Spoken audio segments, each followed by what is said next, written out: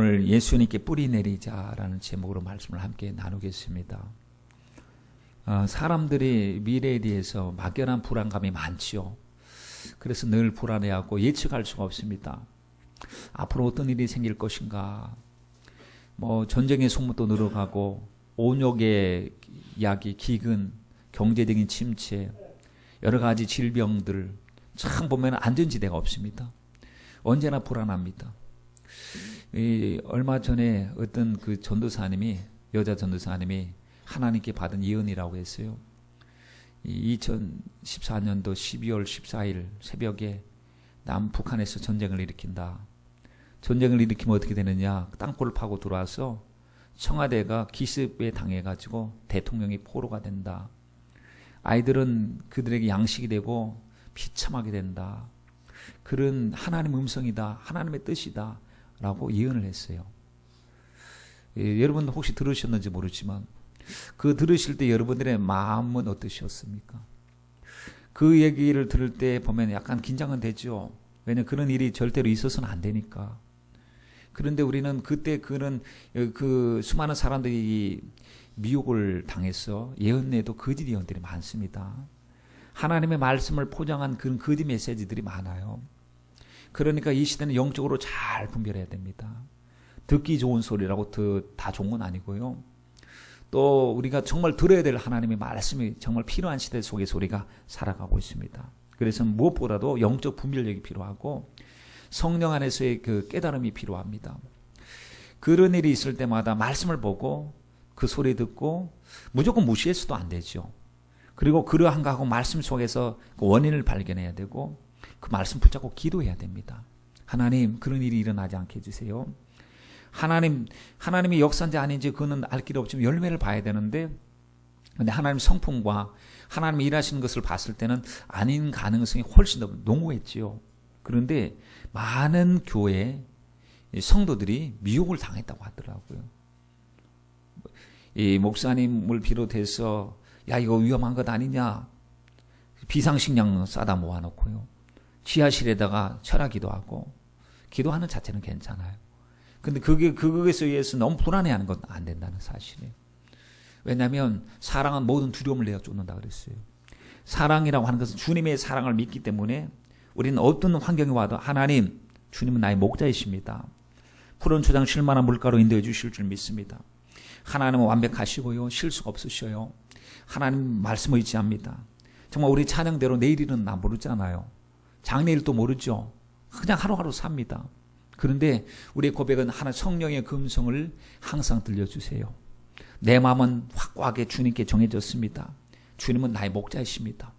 가장 좋은 길로 푸르른 초장으로 쉴 만한 물가로 인도해 주실 줄 믿습니다 하고 주님 손을 잡고 있는 거, 주님 손을 잡고 걸어가는 거, 그러면 안심입니다. 바울이 앞으로 어떤 일이 일어났는지 바울도 예측을 할 수가 없었어요. 그때 바울은 뭐라고 한지 아십니까? 그 어떤 것도 주님과 우리와의 사랑에서 사랑의 줄에서 끊을 자가 있겠느냐. 사망이나 위험이나 적신이나 칼 어떤 것도 우리 향한 주님의 사랑에서 끊을 자가 없을 것이다. 하나님의 사랑하는 그 사랑으로 인해서 어떤 문제도 넉넉히 이기게 될 것이다 하고 하나님의 사랑을 붙잡은 줄 믿습니다. 여러분, 우리들도 자꾸 하나님 사랑을 붙잡으세요. 환경 현실만 쫓아가지 마시고, 불안하다고 같이 불안해하지 마시고, 남들이 막 요동한다고 요동도 하지 마시고, 말씀 하나님과의 관계 속에서 하나님, 가장 필요한 것은 믿음 없는 지향입니다. 깨어있지 못한 지향입니다. 오직 믿음으로 서게 하시고, 마지막 때는 앞으로 더 많은 일들이 일어날 거예요. 봤다는 사람도 많이 나타날 것이고, 하나님의 음성을 들었다는 사람, 주의 뜻이라고 하는 사람, 내 이름으로 와서 말을 하는데 미혹하는 일들이 굉장히 많다고 그랬습니다. 그러니 여러분, 어느 장단에 춤춰야 됩니까? 우리 말씀의 장단에 춤춰야 될 줄 믿습니다. 그래서 예수님께 뿌리 내리는 거예요. 말씀에 뿌리 내리는 거예요. 현실에 뿌리 내리면 현실이 무너질 때 우리 무너집니다. 우리가 의지했던 것에 뿌리 내리면 그 의지했던 것이 무너질 때 무너지잖아요. 그러나 하나님 말씀이 무너지겠습니까? 하나님의 말씀이 요동치겠습니까? 하나님의 말씀은 만세반석이시고 세상 모든 것이 무너져도 하나님의 말씀 영영이 굳건히 서게 될 줄 믿습니다. 오늘 말씀 보세요. 내가 그리스도 예수를 주로 받았으니 그 안에 행하라. 예수님이 주가 되시느냐 묻고 있습니다. 그리고 너희가 그 안에 지금 행하고 있느냐, 그 안에 뿌리 받고 있느냐, 그 안에 세움을 입고 교훈을 받은 대로 믿음에 굳게 서서 감사함을 넘치게 하고 있느냐. 여러분, 골로새서 말씀입니다. 이 골로새서가 바울이 세운 교회는 아닙니다. 보면은 바울은 세우지 않았지만 함께 기도하면서 아끼던 교회였어요. 그런데 이 교회 문제가 생겼어요. 교회가 혼란에 빠졌어요. 교회가 막 어수선합니다. 왜 그러냐 보면 예수님이 누군지 몰랐어. 영지주의자가 들어왔어요. 그리고 금욕주의가 들어왔고 율법주의가 들어왔고 천사 숭배 사상이 들어왔어요. 그러니까 예수님이 누구시고 하나님의 말씀을 확고히 알면 안 무너질 것인데 그 하나님에 대해서 잘 모르니까 희미하니까 와서 말을 하니까 굉장히 설득력이 있거든요. 영지주의자, 예수님 육체로 오지 않았다 이렇게 말을 하고, 금욕해야 구원받는다라고 말하고, 율법을 지켜야 완성된다라고 말하고, 하나님의 말씀을 모르니까 거짓말로 하는 말도 보니까 굉장히 그럴듯하게 들려왔습니다. 이때 바울이 골로새서를 썼어요. 예수님 누군지 아시느냐? 우리가 아까 찬양 드렸으면 예수님이 누구신가? 예수님 누구신가? 여러분, 예수님을 알아야 되는데 골로새서 1장 15절로 18절 말씀에 보니까 간단하게 예수님을 딱 함축을 시켜줬어요. 예수님 누구시냐? 하나님이시라는 거. 하나님. 첫째 하나님이시다. 영이신 하나님. 그분이 보이지 아니하신 영이신데 하나님의 형상이시다. 하나님과 동등하신 분이시다 라고 했습니다. 두 번째 예수님 누구시냐? 모든 걸 다 창조하신 창조주. 그러니까 만물, 하늘에 있는 것, 땅 아래에 있는 것, 보이는 것, 보이지 않는 것이 다 하나님의 영광을 위해서 창조되었다라고 했습니다. 그러면 예수님 누구시냐? 모든 것이 그분을 위해서 창조되었고 그분으로 말미암았다. 그리고 그 만물보다 먼저 계시고 만물이 그 안에 함께 섰다라고 하는 것은 하나님의 만물의 주관자 되심을 말씀을 하고 있는 것입니다. 여러분, 하나님 만물을 붙잡고 계셔요. 지금 또 말씀의 능력으로 말씀의 능력으로 지금 우리 가정, 우리 삶을 붙잡고 계신 줄 믿습니다. 이걸 간단하게 말하면요, 하나님은 주관자, 하나님 우리를 섭리하시는 분이시다라고 말씀드릴 수 있어요. 그리고 마지막 부분에 보니까 그분이 교회의 머리가 되셨다라고 말씀했습니다. 그런데 이렇게 귀한 예수님 속에 하나님의 비밀, 하나님의 보화, 하나님의 지식, 지혜를 다 감추어 놓으셨대요. 예수 안에 하나님의 지혜와 지식의 모든 보화가 감추어져 있다. 골로새서 2장 3절 말씀을 나중에 찾아보세요. 찾아보시면 예수님 안에 뭐가 있느냐? 하나님의 지혜도 있고 하나님의 지식도 있고 하나님의 보화가 전부 다 담겨져 있어요. 여러분, 복덩어리예요. 예수님 가장 존귀하셔요. 가장 전부시고 가장 최고가 되신 분이 예수님이셔요. 근데 예수님이 그분이 나의 주님이 되셨어요. 골로새서 1장 19절 말씀에 아버지께서는 모든 충만으로 예수 안에 가게 하시고 그랬습니다. 예수님 안에 하나님의 영광의 충만, 거룩한 충만, 아버지의 뜻이 충만이 예수 안에 가게 하셨어요. 그분이 누구시? 내 주가 되셨어요. 우리 구주가 되셨어요. 예수를 주로 받게 되었습니다. 여러분, 예수님이 존귀하신 분인지 아시잖아요. 그렇죠? 예수님의 어떤 것과 바꿀 수 없는 가장 귀중한 모든 것과 바꿀 수 없는 분이 바로 예수님이셔요. 그분이 내 주님이 되셨어요. 여러분, 그분이 내 안에 들어오셔서 나를 다스리시고 말씀으로 다스리시고 나의 주인이 되시고 그분의 의도대로 나를 이끌어 가신다는 사실을 인정해야 됩니다. 여러분, 예수님 나의 구주십니다. 주는 그리스도시요 살아계신 하나님의 아들이십니다 라고 하는 이 신앙의 고백으로부터 믿음은 출발하는 것입니다.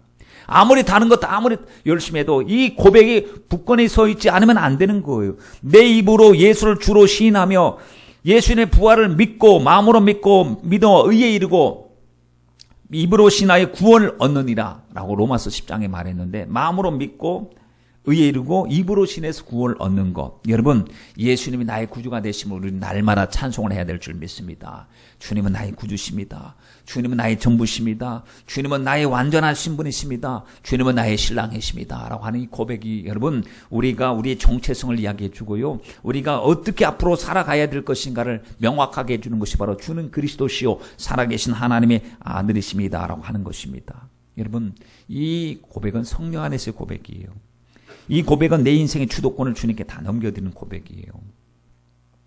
주라고 하는 단어가 헬라어로 퀴리오스라고 하는 단어입니다. 퀴리오스라고 하는 단어. 이 단어의 뜻이 무엇이냐면 주인이다 이 뜻이고요. 또 좀 더 쉽게 말하면 마음대로 하시는 분이라는 거예요. 마음대로 하시는 분. 그러나 주여라고 했을 때는 주님께서 저 마음대로 마음대로 하세요. 마음대로 하세요. 누가복음 9장 23절 말씀에 보니까요. 아무든지 나를 따라오려거든 자기 부인하라고 하셨어요. 그리고 자기 부인이 뭐냐면 하나님 저 마음대로 마음대로 하셔도 됩니다. 왜냐하면 주님이 저 주인이시잖아요. 주님이 나를 다스리시는 분이시잖아요. 이 자기 제 십자가 지고 주님을 쫓아라라고 말씀을 하시는데 이 말씀 속에 보면 동사형으로 다 되어 있어요. 9장 23절 말씀에 보면 주님께서 마음대로 하려고 하는데 싫어요. 나 하기 싫어요. 안 됩니다. 바빠요. 못해요. 이러면 주님이 마음대로 못 하시잖아요. 그러면 주님이 내 속에서 주님이 제한 없이 마음대로 나를 우리 생애를 우리의 삶을 주관해 가셔야 되는데 자꾸 주님 말씀하시는데 말씀을 안 듣고 브레이크를 건다고 생각해 보세요. 얼마나 답답하겠습니까? 순종해야 마음껏 주님께서 일하실 텐데 할 때마다 못합니다. 안 됩니다. 싫어요. 바빠요. 라고만 우리가 뿌리친다면 주님이 우리 마음속 주가 되실 수가 없어요. 저를 쓰기 위해서 너무 부담스러운 거예요.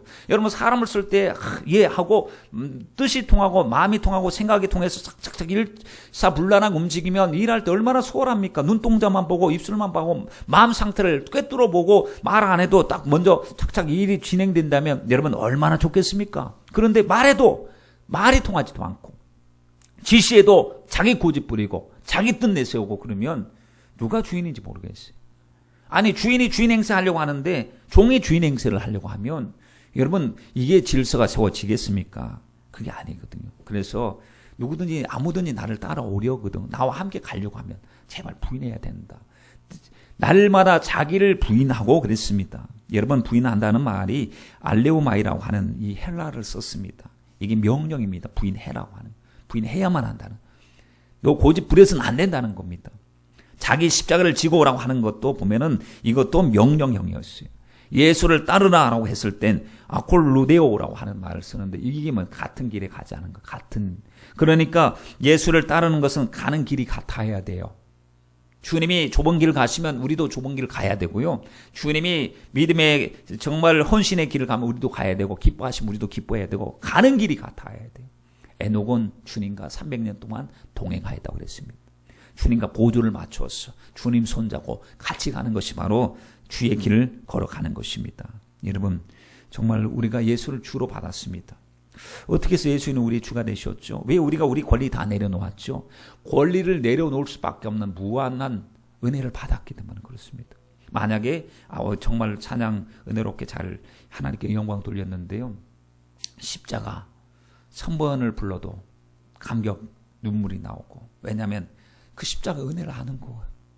어떤 사람은 저는 찬양을 부르면 무슨 의미인지도 전혀 모를 수도 있어요. 그런데 십자가가 내 사건이 된 사람, 그 구원이 내가 죄인인 것을 인정하는 사람, 내가 죄 안에 사망의 권세 안에서 마귀에게 억눌려서 포로된 생활을 하고 그 속에서 하나님 없이 방황하며 살았는데 주님께서 오셔서 죄의 결박 다 풀어주시고 이제 내가 져야 될 죄짐 주님께서 몽땅 지시고 내가 당해야 될 죽음을 주님이 대신 당하시고 이제는 죄 안에 있던 우리들이 이제 예수 안에 있게 하시고 이제 생명 없던 우리들에게 하나님의 생명 주셔서 천국의 소망 가지고 살게 하신 그 은혜를 생각할 때 만약에 내가 예수를 몰랐다면 어떻게 됐을까?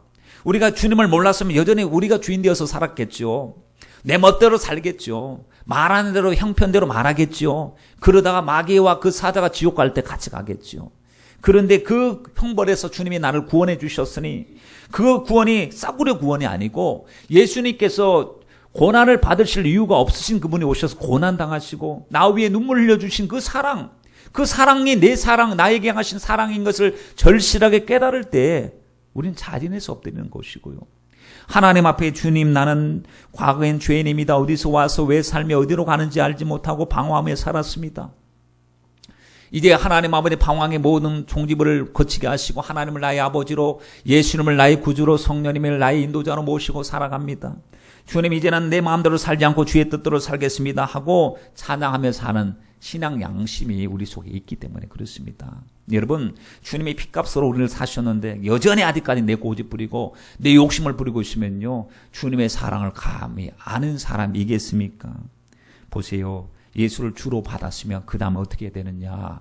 그 다음 말씀을 보니까요. 그 안에서 행하라 했어요. 그 안이 예수 안입니다. 우리가 살아가는 삶의 바운더리, 삶의 경계선이 예수 안이에요.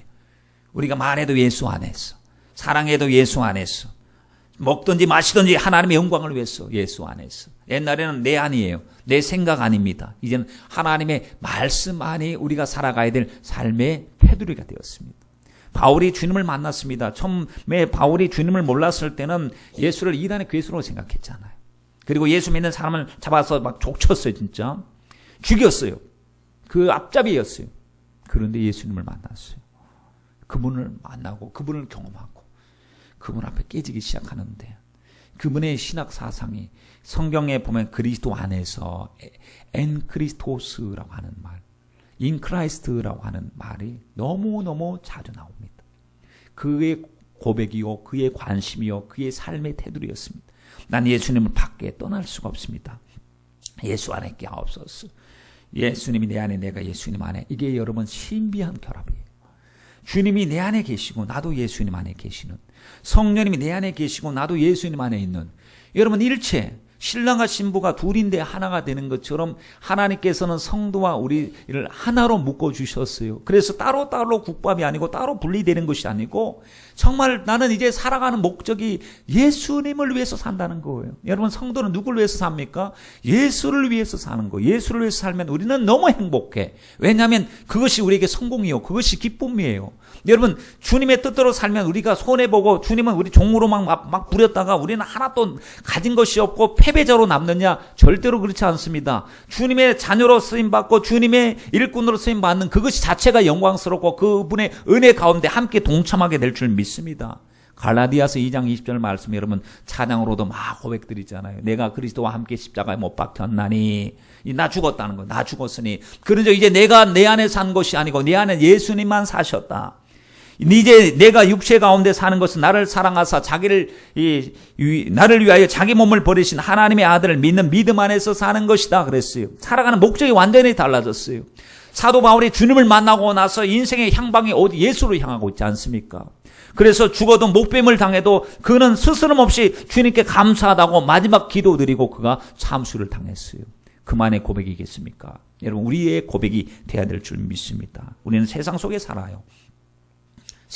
그러나 세상 속에서 예수 안에서 살아야 됩니다. 하나님 보호하심과 말씀 안에서. 우리는 육체 가운데 살고 있습니다. 그러나 육체의 소욕대로만 살지 않고 이제는 육체의 소욕대로 살도록 속에서 자꾸 옛날 것이 우리를 괴롭히고 있지만, 이제는 내 안에서 말씀하시는 성령의 음성을 듣고 탄식 소리 들어야 됩니다. 아모개야, 너 언제까지 너 고집 부리고 살겠느냐? 너는 나와 함께 하자. 난 너를 위해서 생명 주었노라. 나는 너에게 전부가 되지 않느냐?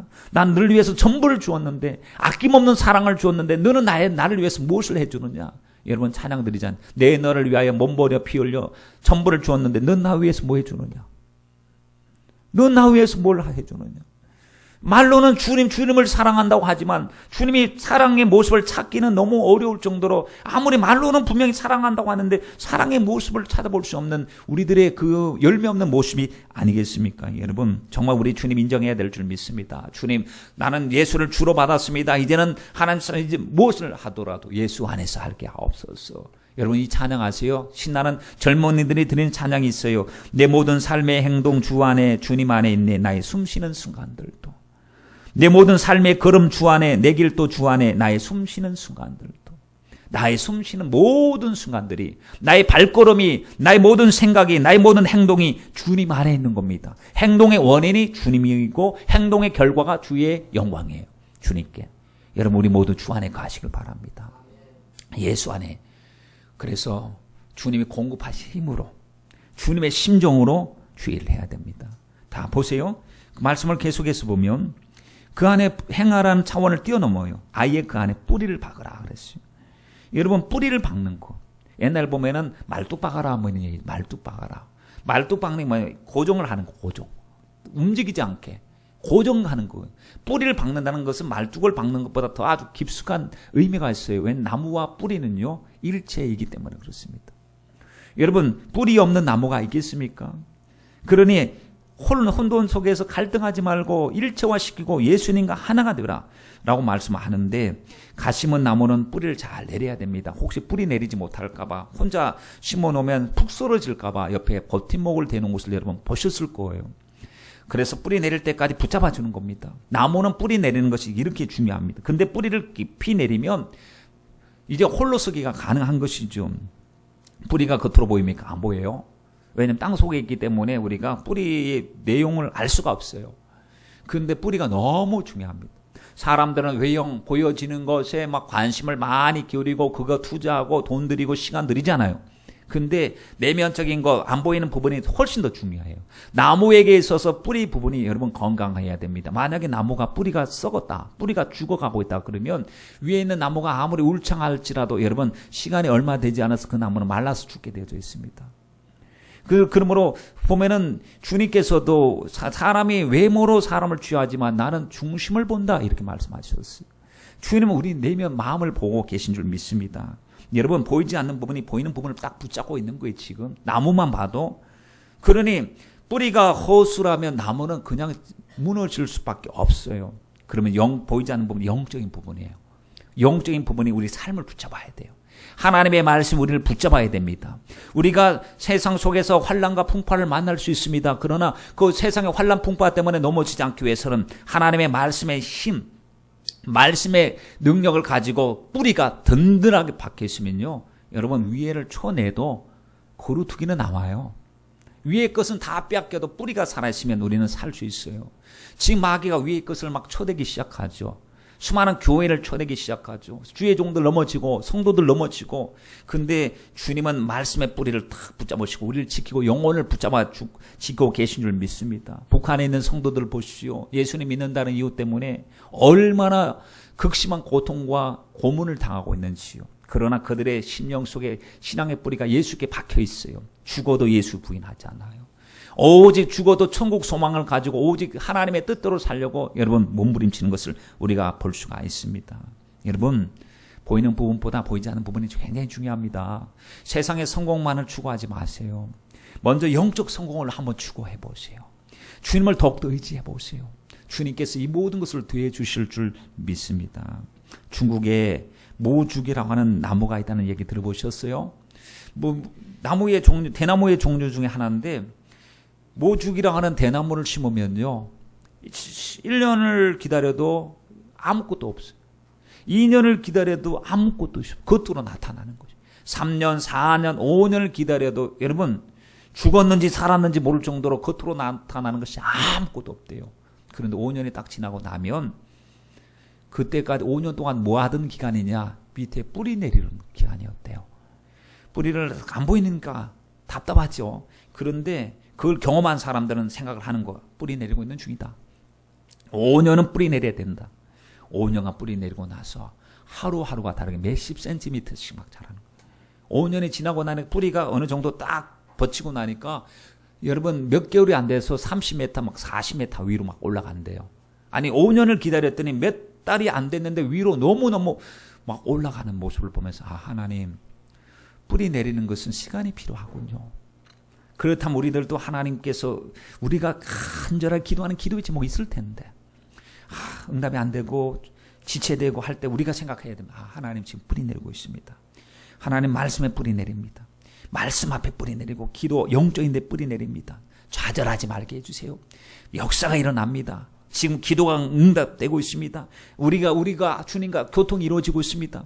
겉으로는 하나님 그럴듯할 눈에 보이는 현상적인 것이 아직까지 두드러지게 나타나지 않는다 할지라도 주님은 일하고 계시고 수면 밑에서 역사하고 계신 줄 믿습니다. 주님이여 저희들 의심하지 말게 하시고 주님과 나 사이에서 일어나는 영적 교통이 끊임없이 주거니 받거니 주님 사랑하고 주님 또 나 사랑하고 계속 예배로 하나님께 영광 돌리는 이 영적 교통이 이루어지길 간절히 바랍니다. 여러분 말씀을 들을 때 여러분 내적인 뭔가가 느껴지십니까?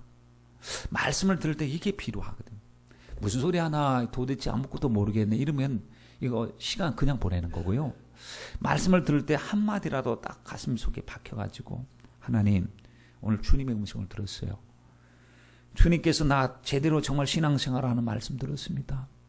내 속에 나도 모르던 죄를 발견했습니다. 주님 예수님께서 주신 사랑이 얼마나 뜨거운지 깨달았습니다. 이제 잘못 산 것 회개하겠습니다.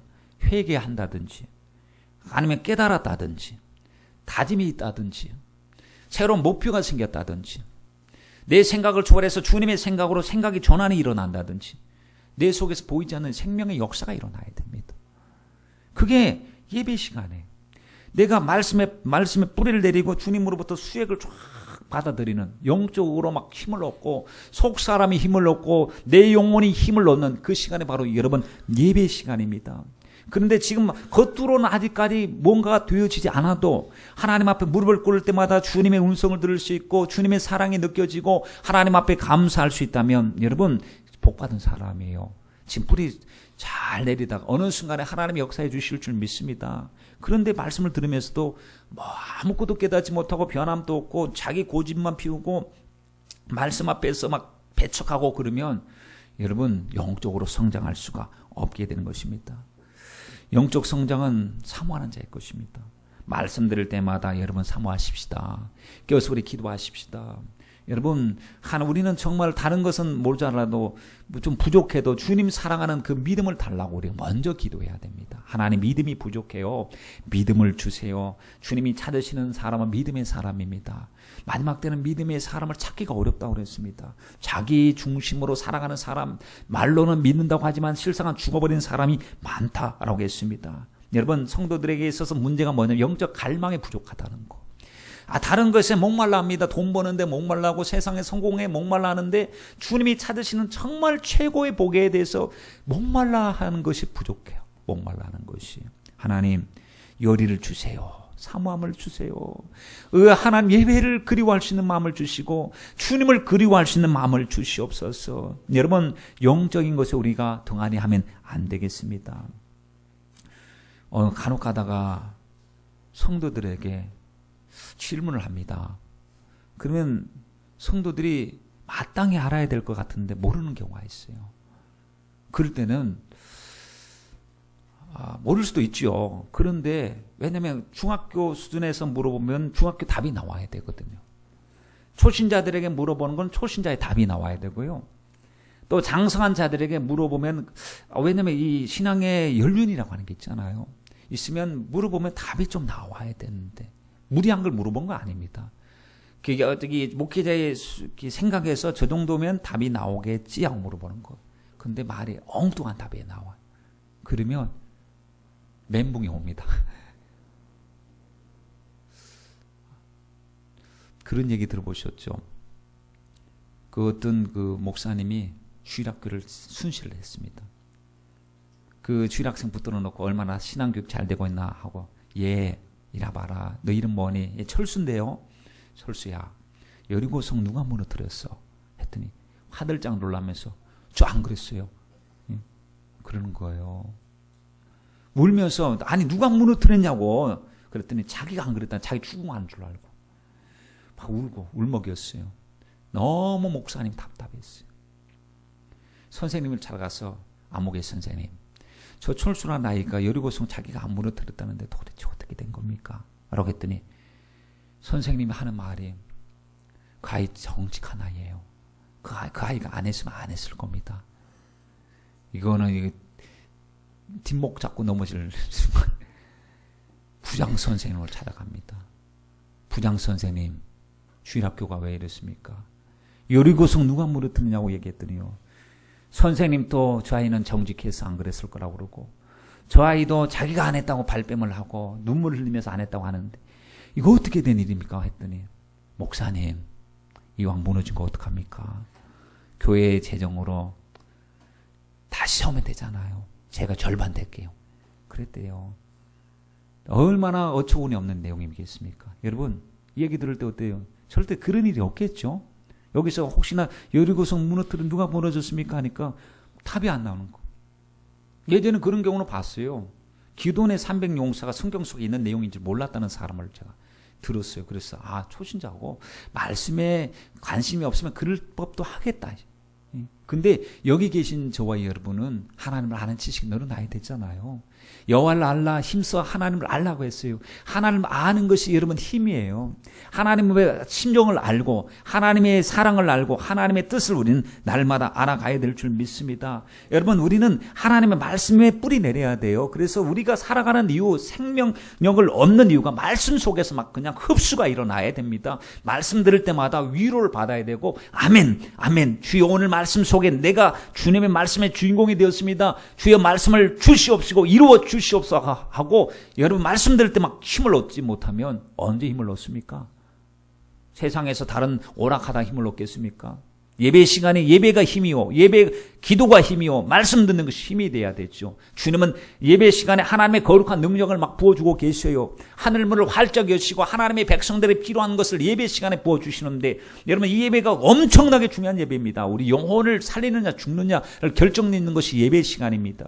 그러니 예배를 경홀히 여기는 사람의 믿음이 자라날 수가 있겠습니까? 세상을 이길 수 있겠습니까? 여러분 부족하지 않겠어요? 창세기 49장 22절 말씀에 보면, 여러분 보세요. 요셉은 무성한 가지, 곧 샘 곁에 무성한 가지라, 그 가지가 담을 넘었도다 이랬어요. 아버지 야곱이 요셉에게 예언적인 능력으로 축복 기도해 주는 내용입니다. 그런데 이미 이 축복 기도를 하고 있을 때는 이미 요셉은 복을 받았어요. 영향력을 끼치는 사람이 되었습니다. 창세기 49장이면 이미 거의 하나님 뜻이 이루어지고 애굽의 총리가 되고, 그리고 굶어 죽어가는 사람을 하나님의 비전과 말씀을 가지고 살려주는 사람이 되었어요. 근데 요셉이 무성한 가지가 된 것이 그가 가지의 품종이 좋아서냐? 아니었습니다. 그가 형제들의 버림을 당했잖아요. 외로웠죠. 종살이 할 때 여러분 누가 위로해 줍니까? 그리고 옥살이 할 때 얼마나 억울했겠습니까? 그때마다 그가 붙잡은 것이 있었어요. 하나님의 약속이었어요. 하나님의 말씀이었어요. 말씀에 뿌리 내린 거예요. 말씀에. 샘 곁에 무성한 가지라 그랬어요.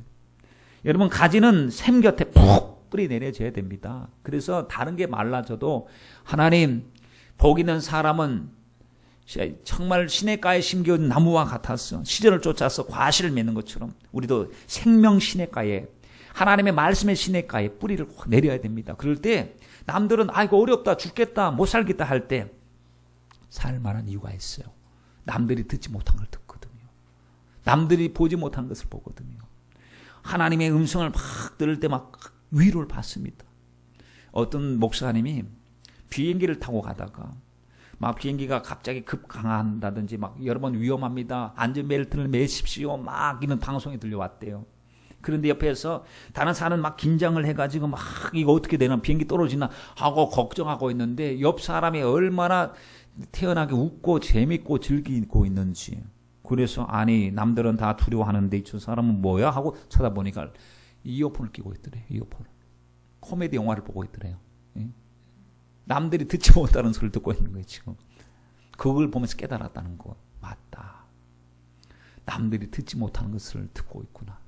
그래서 지금 이 소리, 다른 소리가 안 들리고 그 소리만 들리는구나. 깨닫다는. 그래서 하나님, 우리들도 하나님 흔들리는 세상 목소리가 아니라 함께 하시겠다고 하는 주님의 목소리가 우리의 귓가에 들려지게 하시고, 그 말씀이 우리에게 생명이 되어서 우리를 인도해 가게 하여 주시옵소서. 이스라엘 백성들이 예레미야 2장 13절 말씀에 보면요, 이스라엘 백성들이 하나님 앞에 잃어버린 두 가지가 있어요. 악을 행한 두 가지가. 하나가 뭐냐? 생명의 근원 대신 예수님 버리고 사는 거. 그분께 뿌리 내리면 모든 것을 되찾을 수 있고 영적인 풍성함을 얻을 수 있는데, 그 예수님은 배제하고 하나님은 버리고 스스로 웅덩이를 만들었대요. 근데 그 웅덩이 아무리 항아리를 만들어 놓고 애쓰고 물 채워도 깨진 독인데, 터져서 물을 저축하지 못할 터진 웅덩이래요. 그러니 하나님의 주권을 인정하고 주님께 붙어 있어서 하면 안전한데, 하나님은 외면하고 인간적인 방법을 가지고 성공하려고 애를 쓰고 있는 이 모습을 보면, 하나님, 저희들은 정말 예수께 생명의 뿌리를 내리게 하여 주시옵소서. 뿌리 내려야 될 줄 믿습니다. 여러분 혹시 이 세계에서 제일 큰 나무가 몇 메타인지 아십니까? 이 높이로 84m라고 합니다. 84m.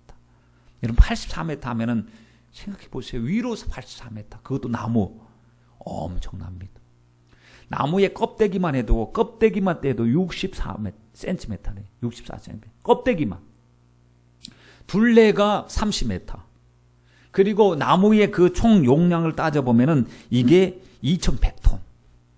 수령이 거의 한 4000살 정도 됐을 것이라고 추정을 합니다. 그런데 희한한 것은 그 씨앗이, 나무의 씨앗이 원래 큰 것이 아니고 4.7mg이에요.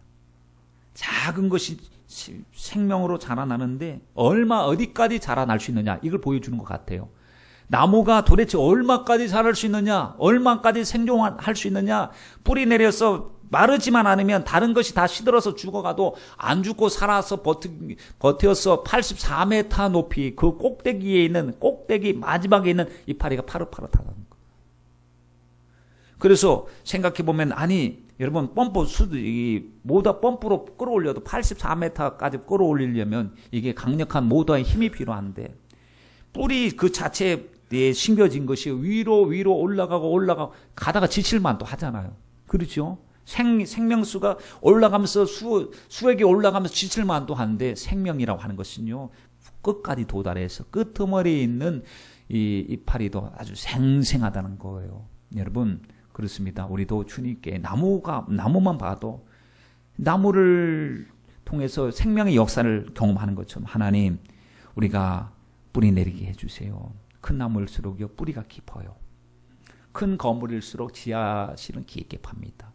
위로 올라가는 것보다 더 중요한 것은 밑으로 더 깊게 내려가는 것이 더욱 중요합니다.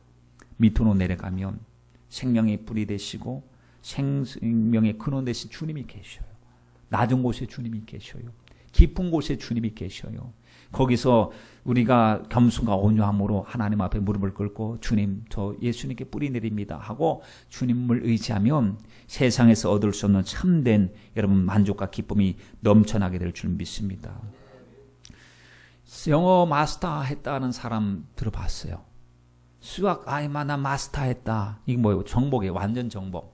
근데 영적으로 나는 영적 생활에 마스터했다, 완성했다, 더 이상 올라갈 곳이 없다라고 말을 하는 사람은 들어보질 못했고 그럴 수도 없습니다. 왜 그런지 아십니까? 영적인 것은 마스터가 없어요. 오늘 은혜가 충만해도 마스터가 되지 않아요. 일주일 집중 공부해도 마스터 아니에요. 작정기도 천을 해도 마스터가 아닙니다. 왜냐? 날마다 새롭거든요. 하나님 은혜가 날마다 새로워요. 어제 받은 은혜보다 오늘 들으니까 더 은혜가 새로워져요. 내 심령 상태가 더 열리면 열릴수록 하나님께서 나와 만남 속에서 주어진 은혜가 얼마나 새 것인데요. 여러분, 사도 바울이 아라비아 광야에서 주님을 만났어요. 3년 동안 기도하면서 만나서 그 계시를 들었어요. 그리고 옥중에서도 주님의 음성을 들었습니다. 유라굴로 광풍에서 주님의 음성을 들었어요. 근데 그가 나중에 고백하는 게 뭐냐면 로마서 11장 33절 말씀에 보니까 탄성을 지르는데 깊도다 하나님의 지혜와 지식에 부유하며 그의 판단은 측량치 못할 것이며 그의 길은 찾지 못할 것이다. 주님을 경험하면 경험할수록 도대체 주님의 영광의 끝이 어디고 주님의 임재가 얼마나 광범위한 곳에 미치며 주님께서 얼마나 거룩하신 분인지 계산에 안 나오는 거예요. 이 정도까지 영광스러우시겠지. 주님을 만날 때 그만큼이 아니라 더 내가 생각하는 것보다 차원이 더 뛰어넘는 것을 우리가 보게 됩니다. 여러분, 무슨 4박 5일 성경 세미나 하면 성경 전체를 꿰뚫어 본다. 그것도 맞지 않은 말이에요. 그리고 며칠간 기도하고 무슨 능력 전의를 받으면 그 사람 능력이 고스란히 와서 그 사람처럼 능력이 나타난다. 여러분, 그렇게 말하는 사람 다 허풍이 많대요. 다 뻥이 많대요. 하나님께서 무슨 물건 여기다가 이 주머니다 뺐다가 저 주머니로 옮기시는 분이십니까? 하나님께서 능력을 그렇게 행하시는 분이 아니시고 하나님은 1대1의 인격적인 관계시에요. 인격적인 관계. 주님을 얼마나 사랑하느냐, 그 사랑을 우리가 축적할 때 그 사랑하는 관계를 평생에 가야 됩니다. 죽을 때까지. 우리는 그래서 늘 사모하는 사람, 구도자의 마음, 예배자의 마음으로 우리 살아가야 될 줄 믿습니다. 여러분, 주님을 항상 내 앞에 모시고 말이죠. 고린도후서 4장 16절 말씀에 보면 사도 바울이 이렇게 고백했어요. 겉사람은 날마다 후피하나 나의 속은 날로 새롭도다 라고 했습니다. 우리의 속은 날로 새롭도다.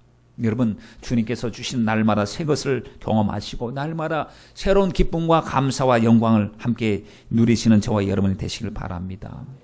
우리가 예수께 뿌리 내리자고 자꾸 얘기하고 있습니다. 지금 말씀에 뿌리 내리고 교회에 뿌리 내리고 우리 생명 대신 예수님께 뿌리 내리자. 근데 뿌리 내리면 어디에서 만나냐?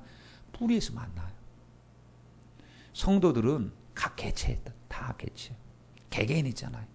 그런데 주님의 안에서 주님 안에서 있는 공간이 같아. 거기 뿌리 내리다 보면 뿌리가 밑에서 같이 얽히기 시작합니다. 그래서 성도와 성도가 지체가 되고 연합되고 상합되고 일사불란하게 주님 중심으로 하나가 되고, 나 혼자 서 있는 게 아니고 겉으로 봤을 때는 따로따로지만 밑으로 내려가면 영적인 부분에서 기도로 얽혀 있어요. 사랑으로 얽혀 있어요. 믿음으로 소망과 사랑으로 얽혀 있어요. 그래서 한 성도가 흩청거릴 때 같이 뿌리가 딱 붙잡아줘요. 그래서 아무개 집사님, 우리가 기도합시다. 기도하는 거. 서로 운명 공동체처럼. 여러분, 어떤 사람은 난 남에게 도움 받을 일도 없고 나 혼자 홀로서기 할 수 있습니다. 그건 거짓말입니다. 왜냐하면 오늘 건강해도 내일 약할 수 있어요. 오늘 남 도와줘도 내일 내가 도움을 받아야 될 때가 있습니다. 그때 우리는 말 한마디 넘어갈 수도 있고요. 그렇게 충만한 사람도 흔들릴 수가 있어요. 그럴 때 여기 계신 저와 여러분들이 영적으로 서로 얽혀 있어야 돼요. 사랑의 띠로 얽혀 있어야 되고 성령의 매는 띠로 하나가 돼야 될 줄 믿습니다. 그럴 때 우리는 공동체가 건강할 수 있고 하나님의 은혜 속에서 우리가 주님 배울 때까지 우리 모두 같이 붙잡아 줄 수 있는 믿음의 일꾼이 될 줄 믿습니다. 예수님께 뿌리 내린 사람들은 이렇게 생각합니다. 늘 주님으로부터 오는 생각을 받아야 되니까 예수님이라면 이 문제를 어떻게 생각하셔요? 그래서 굉장히 속상하고 어처구니가 없는 일을 당했습니다. 예수님께서 이걸 한번 판단 좀 해주세요. 만약에 주님 입장이라고 한다면 주님은 어떻게 갖고 그냥 화나는 것을 갖다 엎어버리시겠어요? 아니면 주님은 참으시겠어요? 주님이 모른 척 하시겠어요? 그냥 까뒤집고 파헤치시겠어요? 주님의 생각이 필요해요. 주님이라면 어떻게 하실까? 여러분 이렇게 물어보신 적 있으시죠? 저도 그렇게 물어볼 때가 들어 있습니다.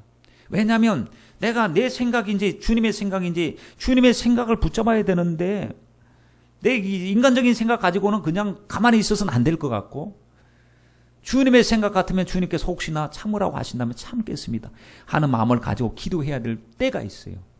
그때 여러분 예수님은 모르고 이거는 예수님 예배 시간에는 만나고 모르겠습니다 하고 가면 화내면 하나님의 의를 못 이루잖아요. 여러분 예수님이라면 어떻게 하실까라는 책을 읽어보셨나요? 그 책에 보면 미국의 레이몬드시라고 하는 부유한 교회에 어떤 불황자가 찾아왔어요.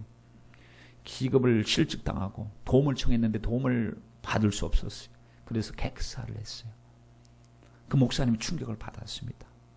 그리고 나서 여러분 성도들에게 제안합니다. 성도 여러분 1년만 우리 한번 실험해 봅시다.